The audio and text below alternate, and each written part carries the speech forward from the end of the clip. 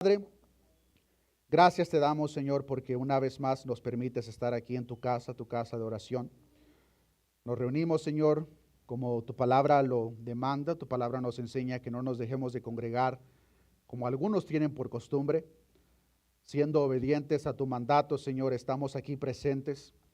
Ya nos diste el privilegio de cantarte, alabarte, honrarte, Señor. Ahora te pedimos que nos ayudes a disponer nuestro corazón para recibir tu palabra, Señor, para que seamos alimentados, para que seamos transformados, para que esos caminos torcidos en nosotros, Señor, sean enderezados a la luz de tu palabra.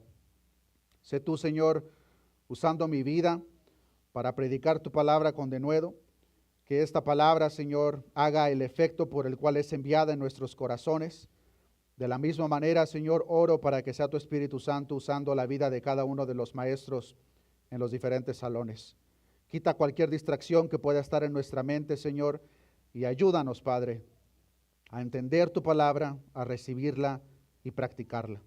Todo esto te lo hemos pedido en el nombre de Jesús. Amén. Pueden salir los pequeñitos. Mientras salen ellos, ¿por qué no saluda a su hermano, hermana a la par?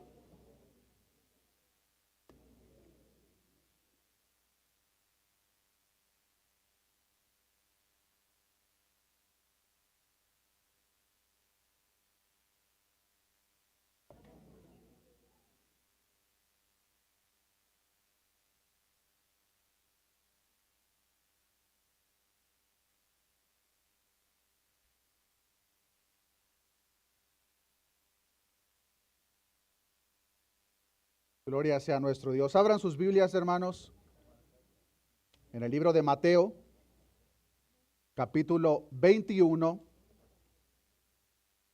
Como ya lo mencioné, hermanos, estamos ahora en la etapa final de lo que relata el Evangelio según Mateo en la vida y ministerio de nuestro Señor Jesucristo.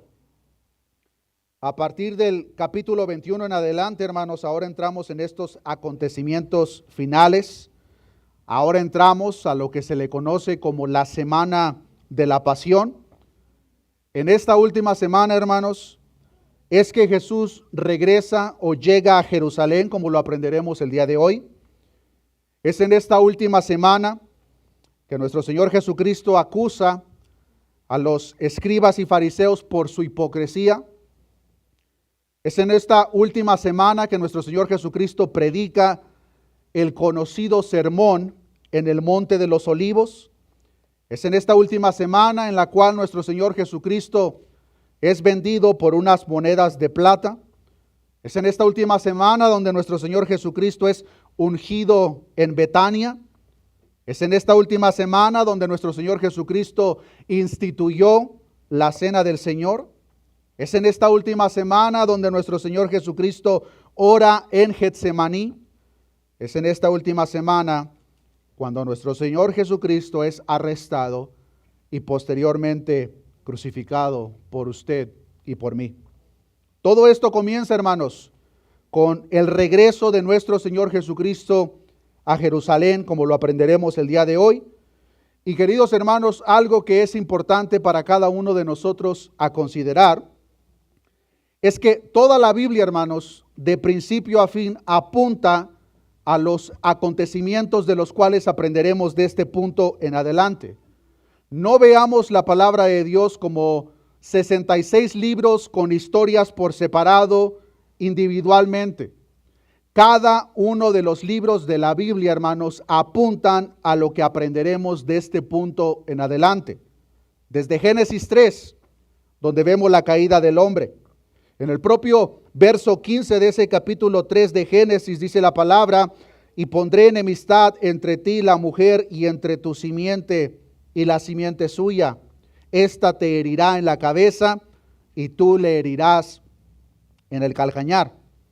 Todos los acontecimientos en el Antiguo Testamento, queridos hermanos, apuntan al cumplimiento de esta profecía.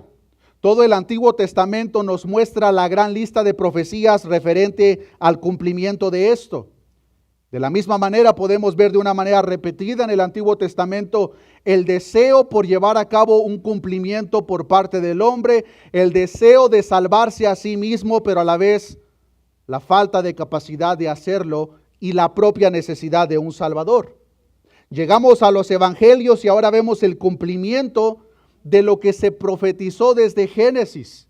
Fuera de los evangelios, en el Nuevo Testamento vemos una explicación de lo que sucedió en esta semana, de la cual ahora aprendemos.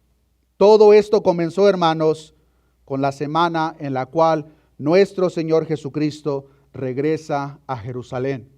Un día domingo como el día de hoy, día domingo conocido como el Domingo de Ramos.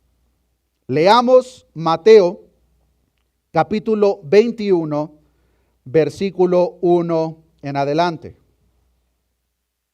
Dice la palabra de nuestro Dios: cuando se acercaron a Jerusalén y vinieron a Betfagé, al monte de los olivos, Jesús envió 2 discípulos, diciéndoles: id a la aldea que está enfrente de vosotros, y luego hallaréis una asna atada y un pollino con ella. Desatadla y traédmelos. Y si alguien os dijere algo, decid: el Señor los necesita, y luego los enviará. Todo esto aconteció para que se cumpliese lo dicho por el profeta, cuando dijo: decid a la hija de Sión: he aquí, tu rey viene a ti, manso, y sentado sobre un asna, sobre un pollino, hijo de animal de carga. Y los discípulos fueron e hicieron como Jesús les mandó, y trajeron el asna y el pollino, y pusieron sobre ellos sus mantos, y él se sentó encima. Y la multitud, que era muy numerosa, tendía sus mantos en el camino, y otros cortaban ramas de los árboles y las tendían en el camino. Y la gente que iba delante y la que iba detrás aclamaba diciendo: Hosana al Hijo de David. Bendito el que viene en el nombre del Señor. Hosana en las alturas. Cuando entró él en Jerusalén, toda la ciudad se conmovió diciendo: ¿quién es este? Y la gente decía: este es Jesús el profeta de Nazaret de Galilea. Me gustaría que viésemos los acontecimientos de esta escena, queridos hermanos, dividida en tan solamente 3 secciones, comenzando por la primera, donde vemos los preparativos antes de entrar a la ciudad.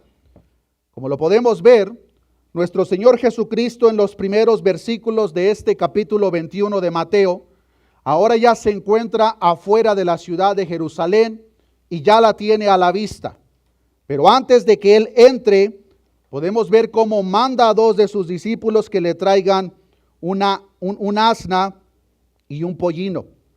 La gente, como lo vemos en los versículos más adelante, ya está a la expectativa de que el rey iba a llegar a Jerusalén. Pero como lo hemos visto de una manera repetida, hermanos, la gente sigue sin entender el reino de nuestro Señor Jesucristo. Antiguamente, las monarquías antiguas, cuando un rey llegaba a una ciudad a visitarla, llegaban en caravana, acompañado de su ejército. El rey comúnmente llegaba montando un caballo blanco con sus ropas de realeza.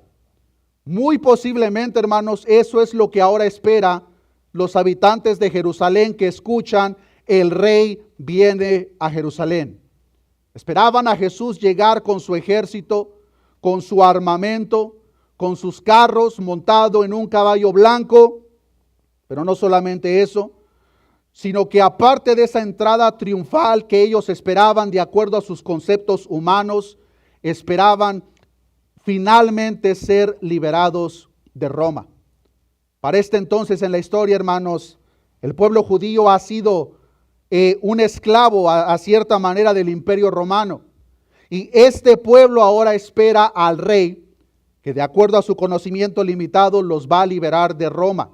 Que de acuerdo a su conocimiento limitado, este rey que ahora viene va a restaurar las cosas y de una manera u otra va a traer la misma prosperidad que se experimentó en los tiempos del rey David y el rey Salomón.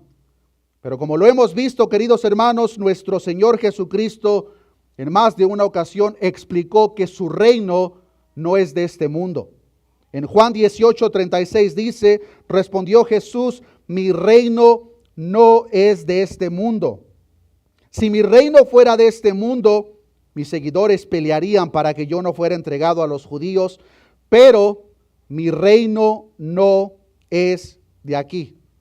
El reino de nuestro Señor, como lo podemos ver aquí, hermanos, no es de este mundo. Por lo tanto, su entrada para nada iba a ser de acuerdo a la expectativa de estos habitantes de Jerusalén. En vez de que Jesús entrase con su ejército moderno y con su equipo de guerra montado en un caballo blanco, con su armamento, podemos ver que Él llega montado en un burrito. Y todo esto, como lo podemos ver, comienza con la instrucción a 2 de sus discípulos para que una vez que Jesús tiene a Jerusalén a la vista, envía a 2 de sus discípulos que vayan y le traigan a ese burrito. Dice la palabra que Jesús les dijo, id a la aldea que está enfrente de vosotros y luego hallaréis una asna atada y un pollino con ella, desatadla y traédmelos. Los burritos, queridos hermanos, era el modo de transporte más común en la era de nuestro Señor Jesucristo. Yo solo me pregunto, si la primera venida de nuestro Señor Jesucristo hubiese sido en el siglo XX, ¿qué hubiese pedido a sus discípulos? El método más común de transporte para nosotros es obviamente los vehículos, los carros. Posiblemente si Jesús hubiese llegado en este tiempo por primera vez, hubiese enviado a 2 de sus discípulos a que le trajesen un Toyota Corolla. Posiblemente. Pero Jesús, hermanos, da un detalle específico y presento estos detalles, hermanos, para que nosotros nos metamos a la escena de la cual estamos aprendiendo. Porque si eso hubiese sido la instrucción, aparte de traerle un carro específico, la instrucción de Jesús hubiese sido un carro que nadie ha manejado. 0 millas. Porque esa fue precisamente la instrucción que vemos en el paralelo.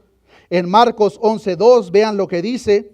Y les dijo, id a la aldea que está enfrente de vosotros, y luego que entréis en ella, hallaréis un pollino atado, en el cual ningún hombre ha montado.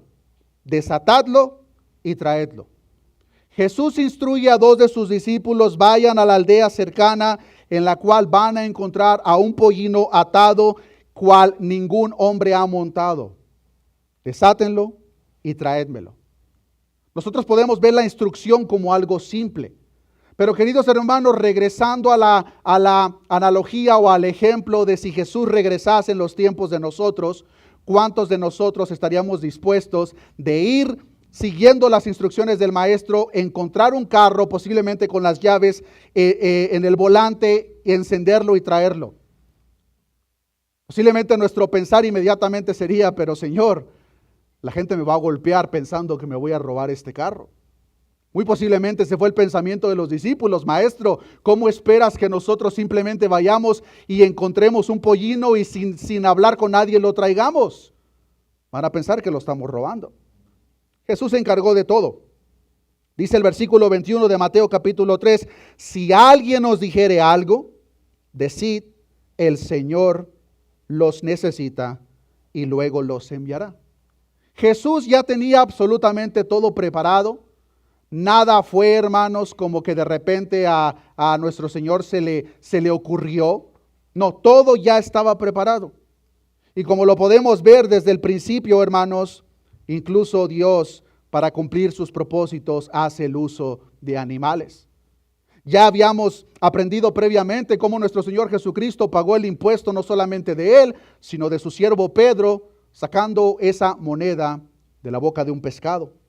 En el Antiguo Testamento podemos ver cómo usó a cuervos para alimentar a sus siervos. Y aquí podemos ver que ahora pide por un pollino, un burrito. Ahora nosotros nos podríamos preguntar por qué un burrito, por qué no un caballo blanco. El mismo versículo 4 de Mateo capítulo 21 nos da la respuesta. Todo esto aconteció para que se cumpliese lo dicho por el profeta cuando dijo, decida la hija de Sión, he aquí, tu rey viene a ti, manso y sentado sobre un asna, sobre un pollino, hijo de animal de carga. Más de 500 años antes de esta escena, Dios había entregado la profecía a su siervo Zacarías de que de esta manera específicamente sucedería. Vean lo que dice el libro de Zacarías capítulo 9, versículo 9. Dice la palabra de Dios: alégrate mucho, hija de Sión. Da voces de júbilo, hija de Jerusalén. He aquí, mucha atención, tu rey vendrá a ti, justo y salvador, humilde y cabalgando sobre un asno, sobre un pollino, hijo de asna. Más de 500 años atrás, hermanos, Dios entregó a su profeta instrucciones específicas de cómo sería la llegada y la entrada del rey. Claramente lo podemos ver, hermanos, que ya había sido profetizado, pero de la misma manera, hermanos, en el Antiguo Testamento encontramos una escena en particular cuando un rey instruye que su hijo, que está a punto de tomar el trono como heredero, de la misma forma montó una mula. Vean lo que pasó, hermanos, cuando David declara a Salomón su heredero y el rey de Israel. En Primera de Reyes, capítulo 1, versículo 33, encontramos este detalle y dice lo siguiente. Hablando David, dice: y el rey les dijo: tomad con vosotros los siervos de vuestro señor y montad a Salomón, mi hijo, en mi mula, en un burro, y llevadlo a Gihón, y ahí lo ungirán el sacerdote Sadoc y el profeta Natán como rey sobre Israel. Y tocaréis trompeta diciendo: viva el rey Salomón. Salomón fue un rey como muchos otros, pero Jesucristo, queridos hermanos, es el rey como ningún otro.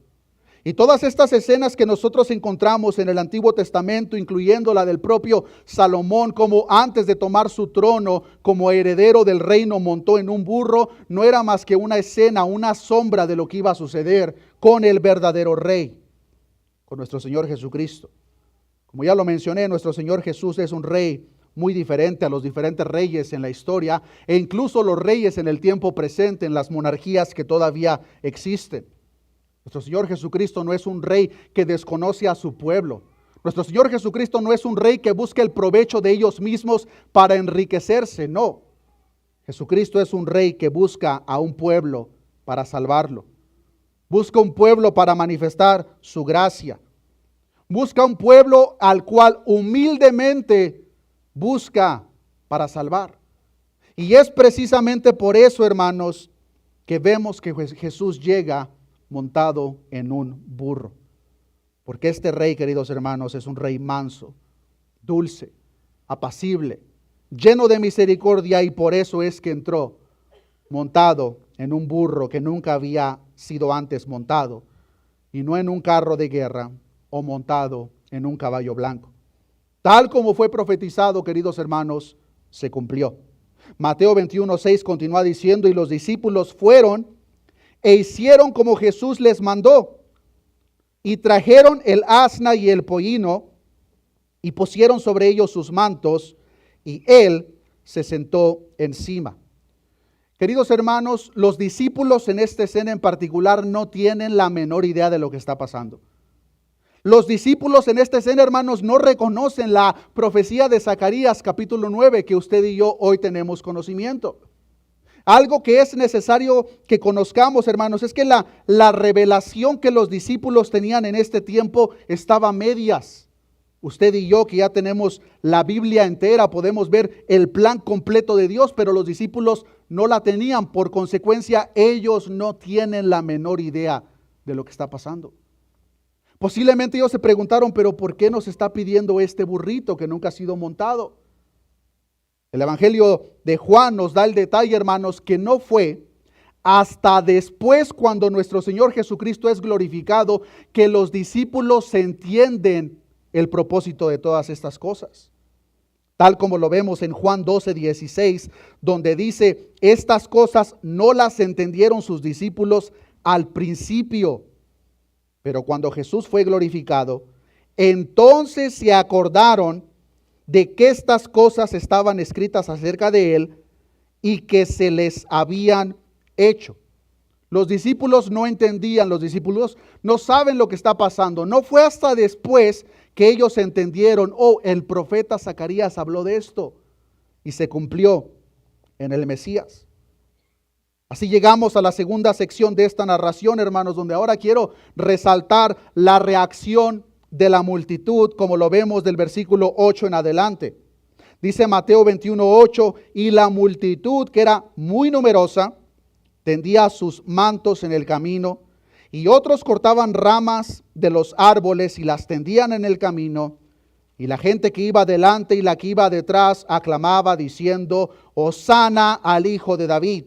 Bendito el que viene en el nombre del Señor, Hosana en las alturas. En esta escena en particular, hermanos, no solamente nos encontramos con los habitantes de Jerusalén, sino con muchas otras personas de las áreas cercanas, porque se da la casualidad, para nosotros en Dios no hay casualidad, que era el tiempo de la Pascua. Y como de costumbre todos iban a Jerusalén. Por lo tanto, la multitud que se menciona, queridos hermanos, no era solamente los habitantes de la ciudad, sino muchas de las personas a sus alrededores. Y de la misma forma podemos ver, hermanos, cómo ellos tenían ciertas costumbres cuando recibían a un rey. Por ejemplo, aquí podemos ver que ellos comienzan a echar sus mantos en el camino para que el rey pasase sobre ellos, simbolizando el respeto que le tenían y a la vez la sumisión a su autoridad. Esto lo podemos ver de la misma manera, hermanos, en el Antiguo Testamento con el rey Jehú. Dice la palabra de Dios en 2 de Reyes 9:13, entonces cada uno tomó apresuradamente su manto y lo puso debajo de Jehú en un trono alto. Y tocaron corneta y dijeron, Jehú es rey. Ahora tienen al Rey de Reyes, Señor de Señores, y comienzan a echar sus mantos y comienzan a gritar, Hosana al Hijo de David, bendito el que viene en el nombre del Señor, Hosana en las alturas. Como lo podemos ver en el propio texto, había ciertas personas en la ciudad que no sabían lo que estaba sucediendo, por lo tanto ellos al escuchar el alboroto se preguntan entre sí, ¿quién es este? ¿Quién es este que está generando tanto alboroto? Dice Mateo 21:10, y cuando entró él en Jerusalén, toda la ciudad se conmovió diciendo, ¿quién es este? Y la gente decía, este es Jesús, el profeta de Nazaret de Galilea. Algunos ciudadanos no tenían conocimiento, solamente veían a la multitud que decían, Hosana al Hijo de David.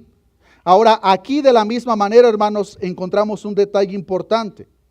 Esta expresión, Hosana al Hijo de David, significa literalmente, cuando nosotros lo traducimos, significa sálvanos ahora, sálvanos, oh Rey. De la misma forma, hermanos, durante el tiempo de la Pascua, ellos tenían ciertas costumbres y una de ellas era cantar los salmos del 113 al Salmo 118. Un conjunto de salmos conocido como el Hayel. Y durante el tiempo de la Pascua comúnmente cantaban el Salmo 113 hasta el Salmo 118. Y quiero que me acompañen sin perder Mateo, hermanos, al Salmo 118 para ver un detalle importante. Salmo 118, este propio salmo era conocido como un salmo de liberación o como el salmo del vencedor. Y vean lo que dice el Salmo 118 en el verso 25. Salmo 118, versículo 25, dice la palabra, oh Jehová, ¿cómo dice, hermanos? Sálvanos ahora, te ruego. Te ruego, oh Jehová, que nos hagas prosperar ahora. Es literalmente lo mismo que están gritando, como lo relata el Evangelio Mateo. Hosana al Hijo de David, hosana en las alturas. Están de manera cantando el Salmo 118, pero a la vez están pidiendo salvación. Pero queridos hermanos, una vez más, ellos están expresando palabras que no entienden. Ellos están pidiendo salvación, pero no olvidemos que la salvación que ellos piden es del Imperio Romano, no de la esclavitud de sus pecados. Por lo tanto, muchos de ellos, la mayoría, van a ser decepcionados. Pero ellos gritaban, hosana al Hijo de David, bendito el que viene en el nombre del Señor, hosana en las alturas.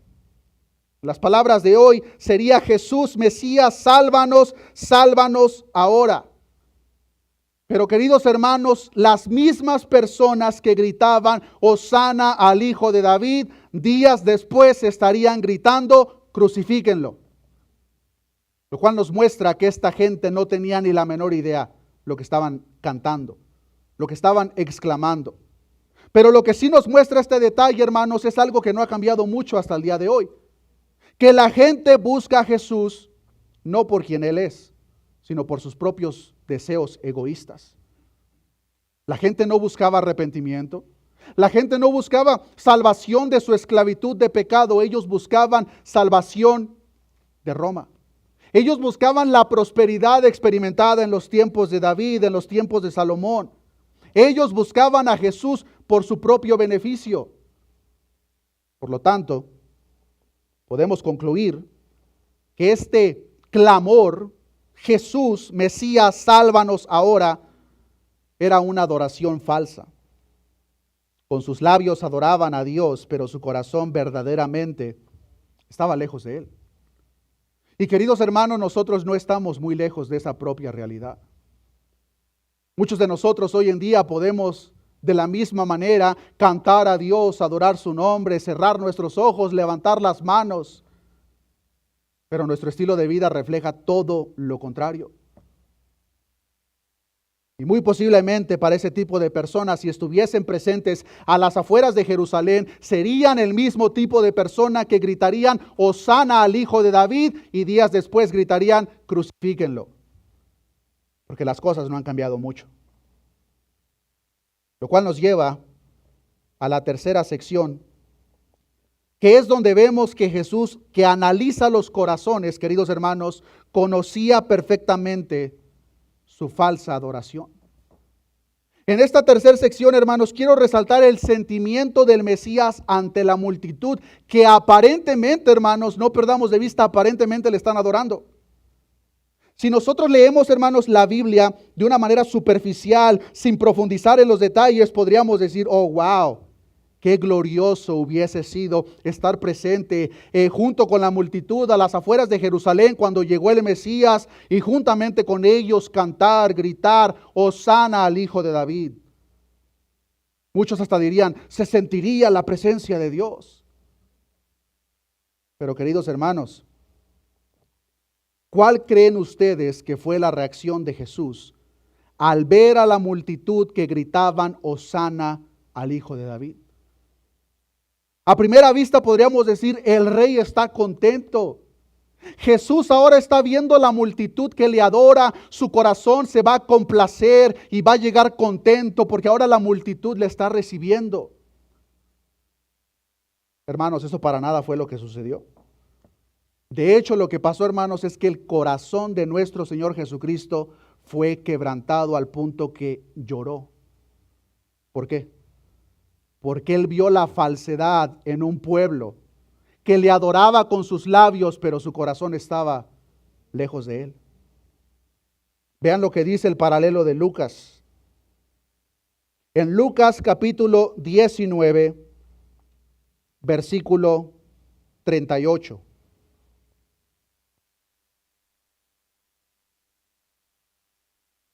Lucas capítulo 19, versículo 38, diciendo: bendito el Rey que viene en el nombre del Señor, paz en el cielo y gloria en las alturas.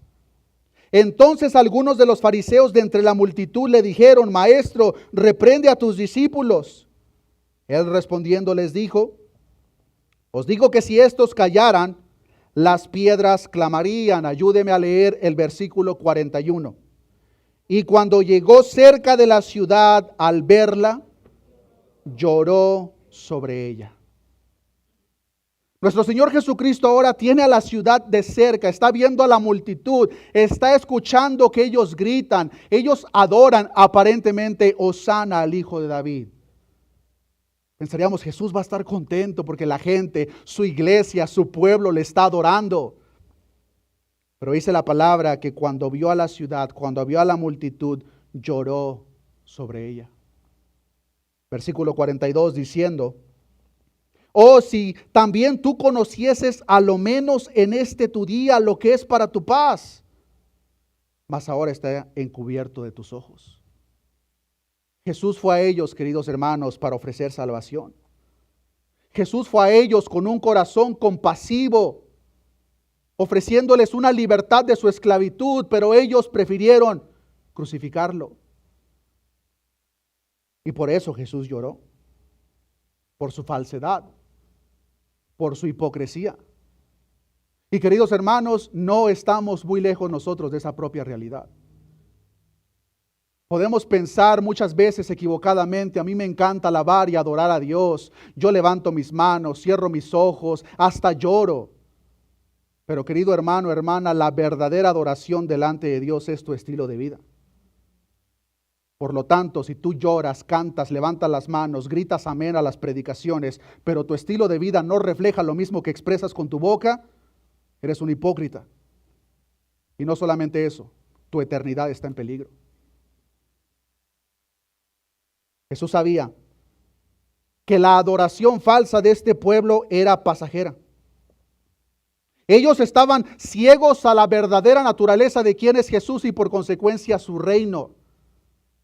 Ellos buscaban a Jesús por puro beneficio propio. No es la primera vez que vemos eso en la Escritura. Después de que nuestro Señor Jesús alimentó a la multitud, mucha gente aparentemente le siguió. ¿Y qué fue lo que les dijo Jesús? Ustedes me siguen porque se saciaron.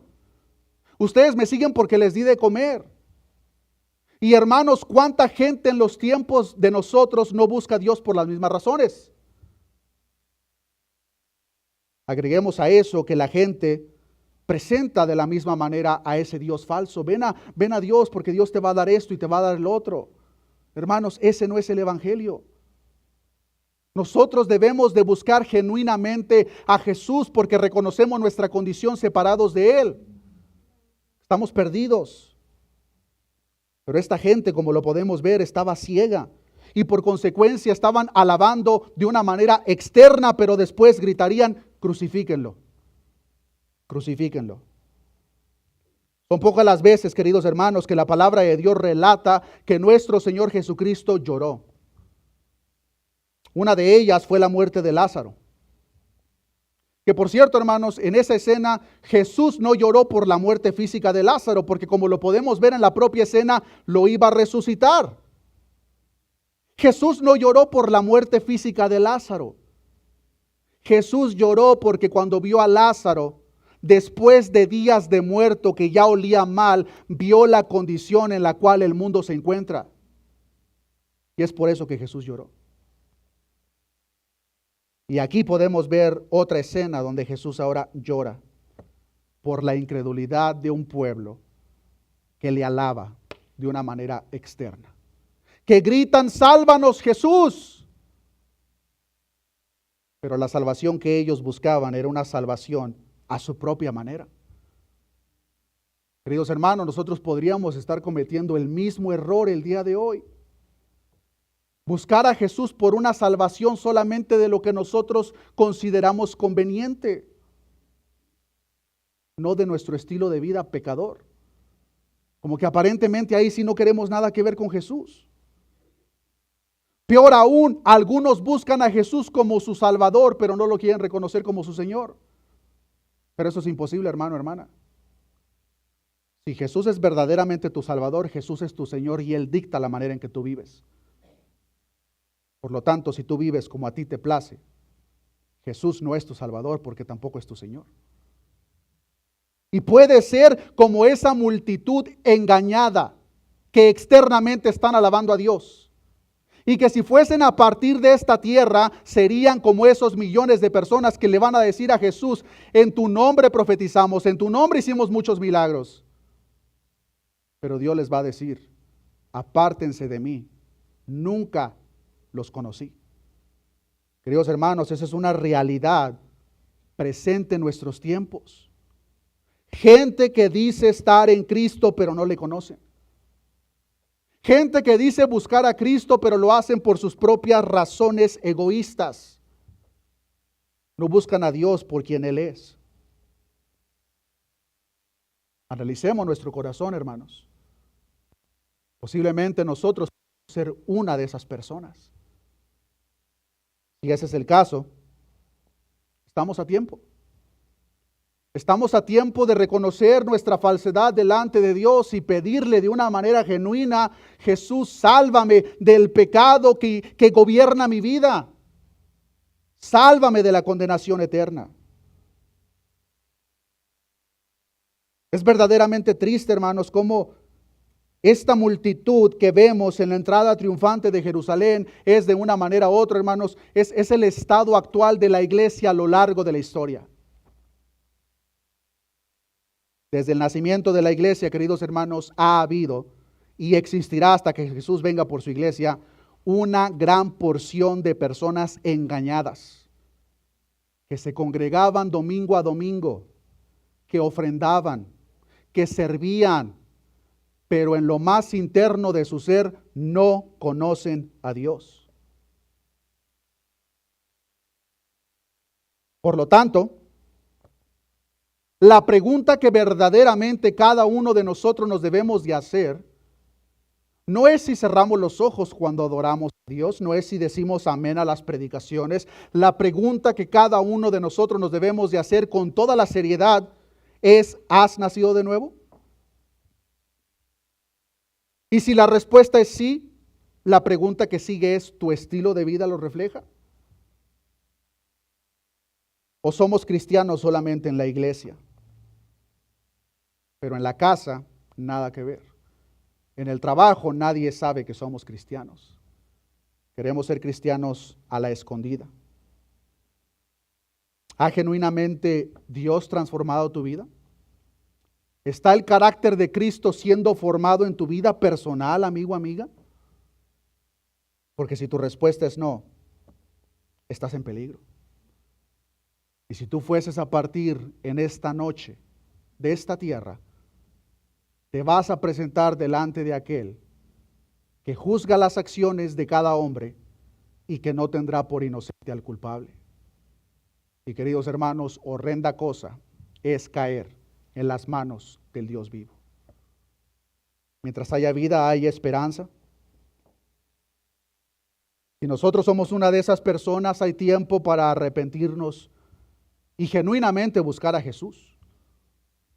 Ese Jesús que fue prometido desde el principio, que vendría a pisotear la cabeza de la serpiente, que vendría a morir en un madero por usted y por mí, pero que de una manera sin engaño, aquellas personas que salvan no se quedan sin transformarse, queridos hermanos. No es posible una salvación sin regeneración. Por lo tanto, si nosotros decimos estar en Cristo, pero nuestro estilo de vida refleja lo contrario, hermano, hermana, amigo, amiga, puede que tú seas una de esas personas en la multitud que gritaban: Hosana al Hijo de David, pero que días después gritarían: crucifíquenlo, crucifíquenlo. Desde Génesis se prometió que vendría uno que le pisaría la cabeza a la serpiente, uno cuya sangre clama mejor que la de Abel, uno cuya sangre limpiaría multitud de pecados. El profeta Miqueas profetizó que nacería en Belén, y así fue. Isaías profetizó que nacería de una virgen, y así fue. El propio Isaías profetizó que sería una luz incluso para los gentiles, como lo es usted y como lo soy yo, y así fue. Zacarías profetizó que entraría montado en un pollino, y así fue.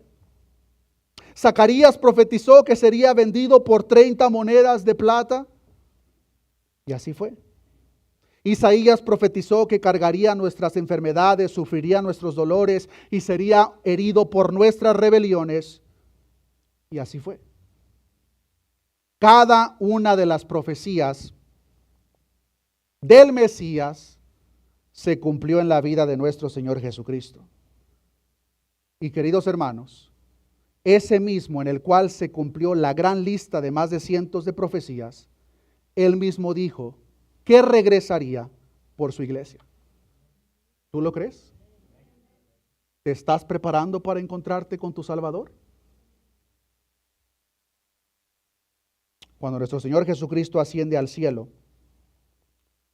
algunos de sus discípulos presentes estaban maravillados con esa escena.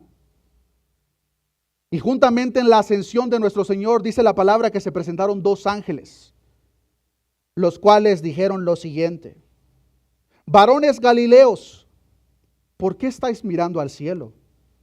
Este mismo Jesús, que ha sido tomado de vosotros al cielo, así vendrá como le habéis visto ir al cielo. Queridos hermanos, Jesús regresará por su iglesia. Pero su segunda venida será muy diferente a la primera. En la primera lo podemos ver en su humildad montado en un pollino. La segunda venida, hermanos, no será así. En su segunda venida viene con toda su gloria, honra y fortaleza. Y como muy acertadamente dijo el pastor Paul Washer, ese será el mejor o peor día de nuestras vidas. Depende de qué lado de la raya nos encontremos. Si estamos en Cristo, será el día más glorioso y el mejor día de nuestras vidas. Pero si estamos fuera de Cristo, será el peor día de nuestras vidas. Porque Jesucristo ya no vendrá en su humildad, sino que viene a juzgar a las naciones. Viene por su iglesia santa. Viene por su iglesia que no se contamina con la porquería de pecado que existe en este mundo. Una iglesia que está dispuesta a pagar el precio. Una iglesia que ha entendido el propósito por el cual Jesús vino a esta tierra. Una iglesia que vive en las buenas obras que Jesús preparó para que nosotros de antemano anduviésemos en ellas. Y amigo, amiga, si tú no eres esa iglesia, tu vida está en peligro.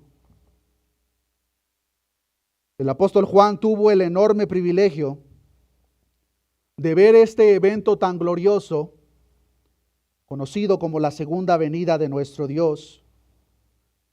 Y en parte le fue permitido escribir algunos de los detalles. Él mismo relata cómo no le fue permitido escribir todo, pero algunos detalles le fueron permitidos escribir.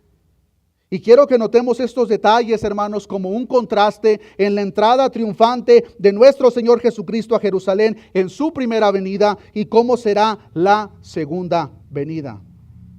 Apocalipsis capítulo 1, versículo 7. Dice la palabra de Dios: he aquí que viene con las nubes, y todo ojo lo verá. Y los que le traspasaron y todos los linajes de la tierra harán lamentación por él. Yo soy el alfa y el omega, principio y fin, dice el Señor, el que es y que era y que ha de venir, el Todopoderoso. Versículo 13 del mismo capítulo dice: y en medio de los 7 candeleros a uno semejante al Hijo del Hombre. Y vean la descripción que ahora presenta Juan en contraste con la entrada que vemos en Mateo capítulo 21. Este Hijo del Hombre que vio Juan estaba vestido de una ropa que llegaba hasta los pies, ceñido por el pecho con un cinto de oro. Su cabeza y sus cabellos eran blancos como blanca lana, como nieve. Sus ojos como llama de fuego. Sus pies semejantes al bronce bruñido, refulgente como en un horno. Y su voz como estruendo de muchas aguas.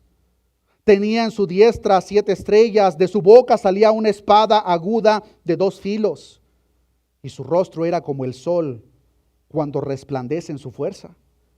Cuando le vi, ¿cuál fue la reacción de Juan?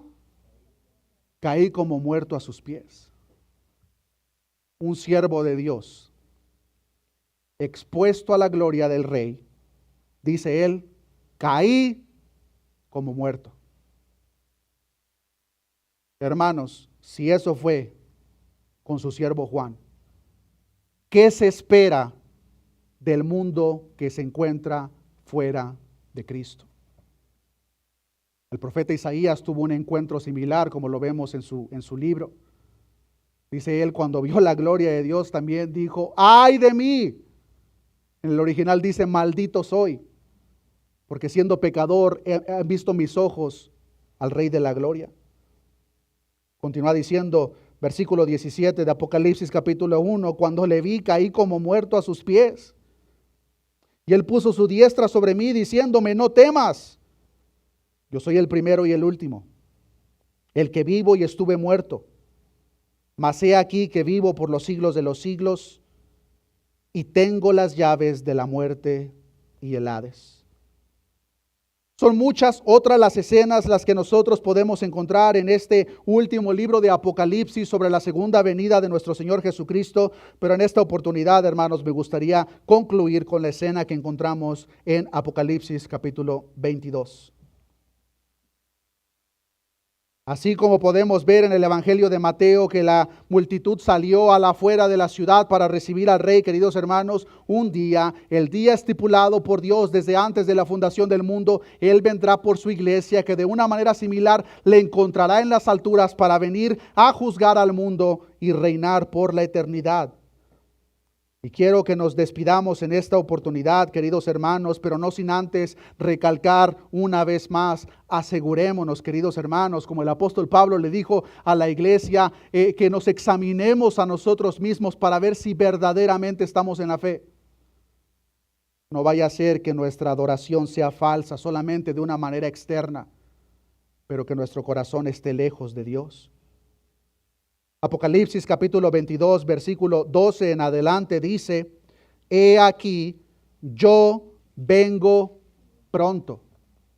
Hermano, hermana, nuestro Rey viene pronto. No vendrá montado en un pollino. Viene en toda su gloria y fortaleza a juzgar a las naciones, derramar su ira sobre todos aquellos pecadores que no han sido rociados por la sangre del Cordero. Continúa diciendo, y mi galardón conmigo, para recompensar a cada uno según sea su obra. Yo soy el Alfa y el Omega, el principio y el fin, el primero y el último. Bienaventurados los que lavan sus ropas para tener derecho al árbol de la vida y para entrar por las puertas en la ciudad. Versículo 15, mas los perros estarán fuera. Y los hechiceros, los fornicarios, los homicidas, los idólatras y todo aquel que ama y hace mentira. Yo, Jesús, he enviado mi ángel para daros testimonio de estas cosas en las iglesias. Yo soy la raíz y el linaje de David, la estrella resplandeciente de la mañana. El espíritu y la esposa dicen, ven, la iglesia ya anhela este encuentro con el Maestro. Y el que oye diga, ven.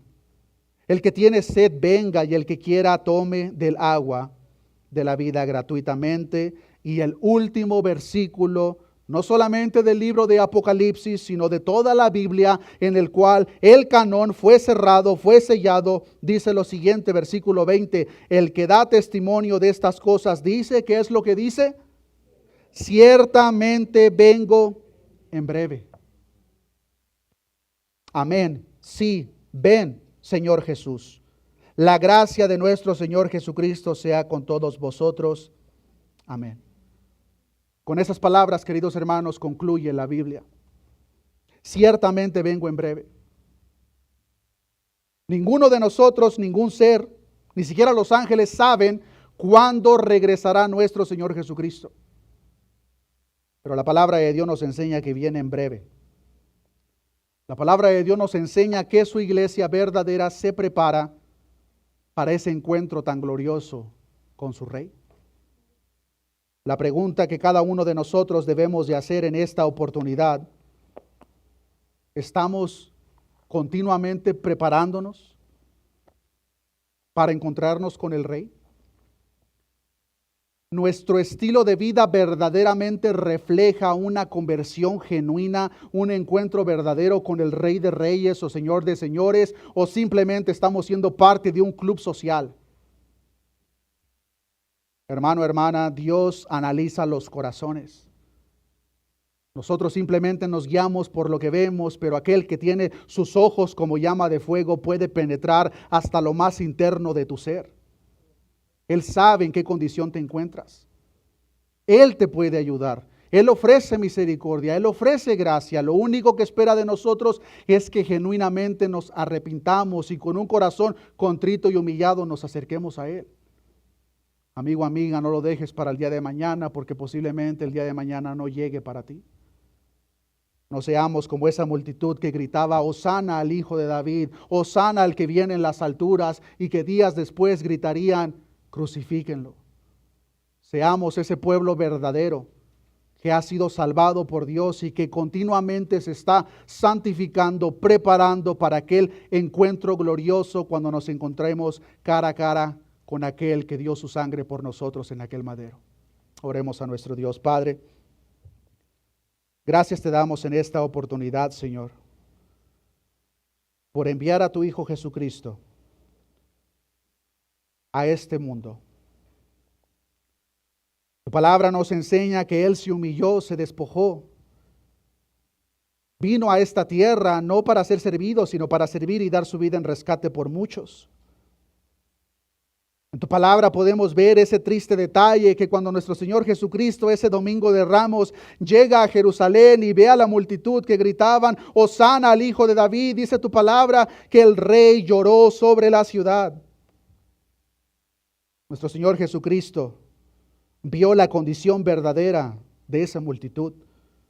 Nuestro Señor Jesucristo vio los deseos egoístas en el corazón de esa multitud. Padre, ayúdanos a examinarnos a nosotros mismos de una manera genuina a la luz de tu palabra. No sea, Señor, que nosotros estemos engañados de la misma manera, pensando equivocadamente que estamos en ti, pero nuestro estilo de vida refleja lo contrario. Tu palabra nos enseña que muchos te dirán en aquel día, Señor, Señor, ¿no profetizamos en tu nombre? ¿No hicimos muchos milagros en tu nombre? El Rey le responderá, apartaos de mí, nunca os conocí. Señor, ayúdanos a genuinamente, verdaderamente, Señor, permanecer en ti.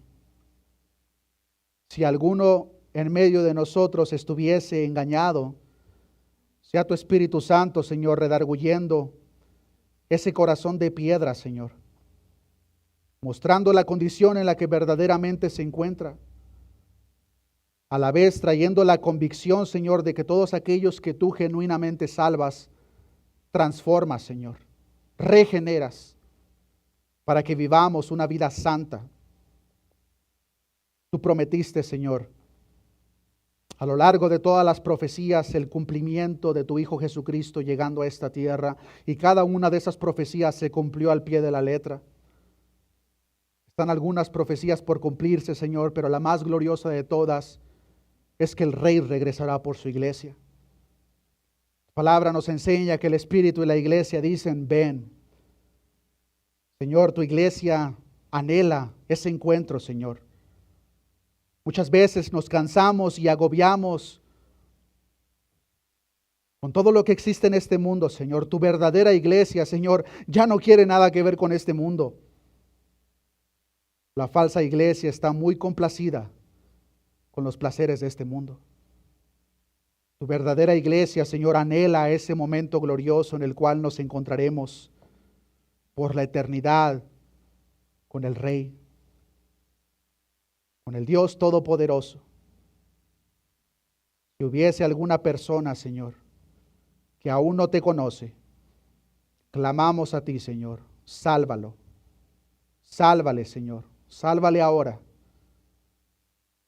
Hosana al Hijo de David. Gracias te damos, Señor, por tan glorioso sacrificio por amor a nosotros. Todo esto te lo hemos pedido en el nombre de Jesús. Amén y amén. Que Dios les bendiga, hermanos.